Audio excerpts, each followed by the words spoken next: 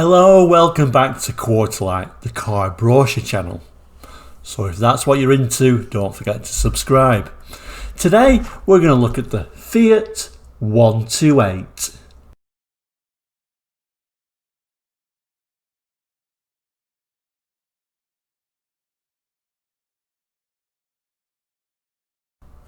So the Fiat 128, manufactured between 1969 and 1985, winning the European Car of the Year 1970. It had a front-engined, front-wheel drive design, giving it a very roomy interior, and was said to be the pioneer for the small car that we drive today. So let's have a look inside this lovely little brochure. So this is a lovely little brochure from the UK for the 128, and it's dated June 1976. Now, one thing about 76, it's actually when they changed the bumpers and the headlamps. 76, they actually changed these headlamps, being this original round design to being a rectangular design. So this is the first series, so just missing out on that update in 76, like I say. I'm never usually a fan of small cars that are saloons, but I think this is quite an attractive little design overall.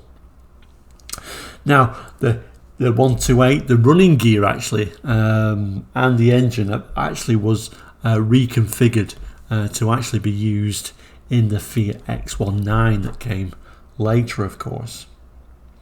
But anyway, let's open this brochure up and see what we can see.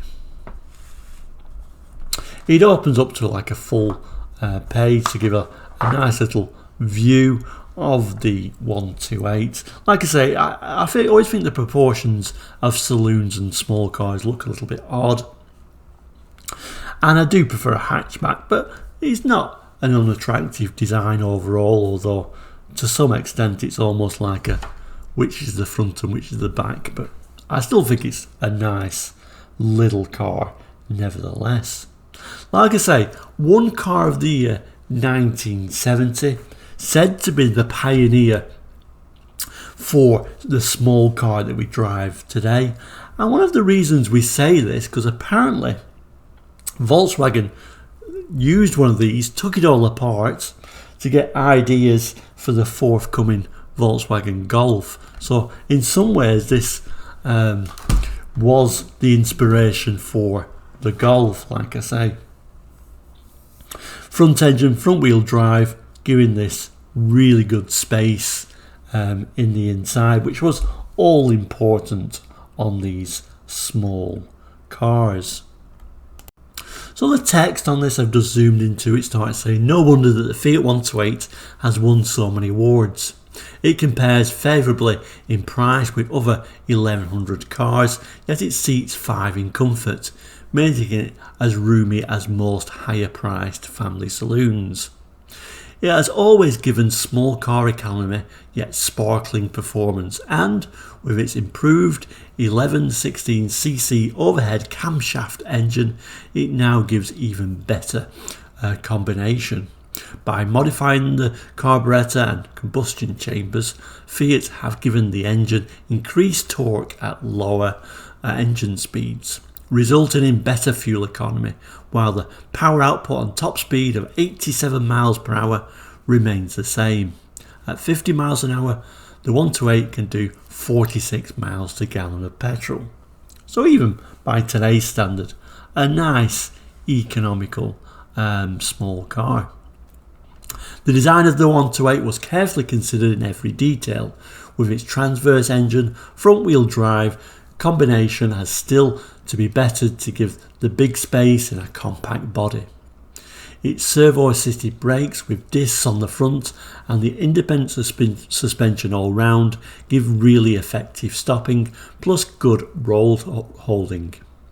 Inside, the spaciousness is accentuated by the good visibility and by the absence of a centre tunnel, of course being front wheel drive. Really well shaped seats, fitted carpeting, 2-speed heater and through floor ventilation, make the 128 a very comfortable car. Little features like intermittent windscreen wiper action and dipping rear view mirror all help add up to excellent value for money. Take a good look at the 128's clean, modern lines and consider the facts. If you like what you see, contact your Fiat dealer and have a test drive completely without obligation. You won't be disappointed with the experience.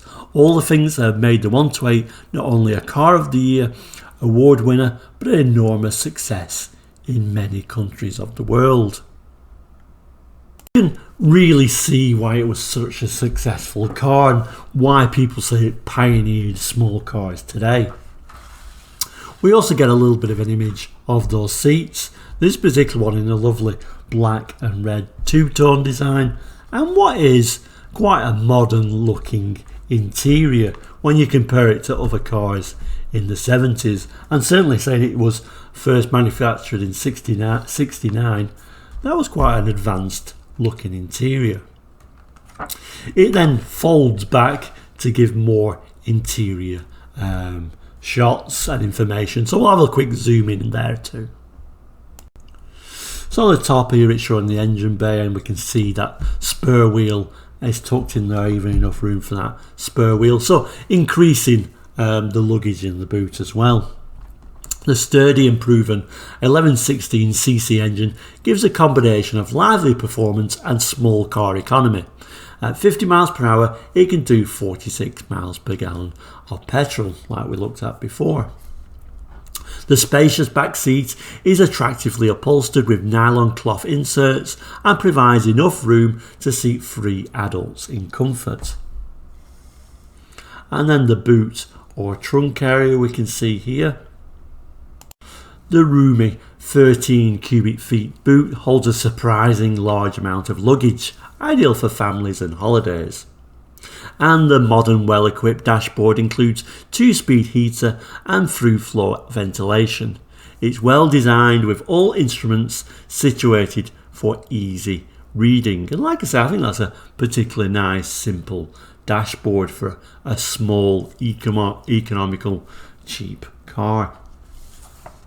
And finally, we get the technical specifications here on the back page. So we see that 1116cc engine, and we can also see on here it's 55 brake horsepower at 6,000 RPM.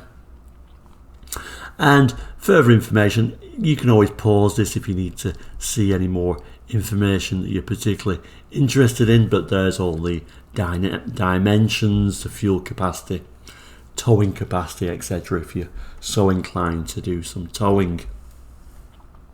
The other side shows the standard equipment, so you've got a reclining cloth seats, armrest, steel brace radial ply tyres, dipping mirror, intermittent action wipers, fitted carpets, and it's saying here the radio and aerial are not fitted as standard. So there we go, the Fiat 128. And it wasn't just that sedan or saloon, there's also a station wagon or estate and a coupe. It's really no wonder around 3 million units in total were sold. It really was forward thinking. And it's even reported that Enzo Ferrari himself drove one around as a personal vehicle. I think when we think about Fiats, we rather unfairly put them down in the UK. We look at them as very rust-prone cars, particularly in the 70s. They rusted, they were no good. But really, that's only part of the story, isn't it? You try and think of cars that didn't rust in the 70s. They were terrible, really. They were great designs, but they really did rust. They didn't last. Not many around today, unless enthusiasts really looked after them and restored them. But overall, I do like the Fiat 128, and it's sadly a car that's really been forgotten, but shouldn't be. And I'm glad you like them as much as I do. If you've got any sort of stories of the Fiat 128, please jot them down in the comments. It's always interesting to see them, whether it's good or bad. But for now, we'll say please do subscribe, like, comment, all that good stuff. It's all free, and we'll see you very soon. So take care and goodbye.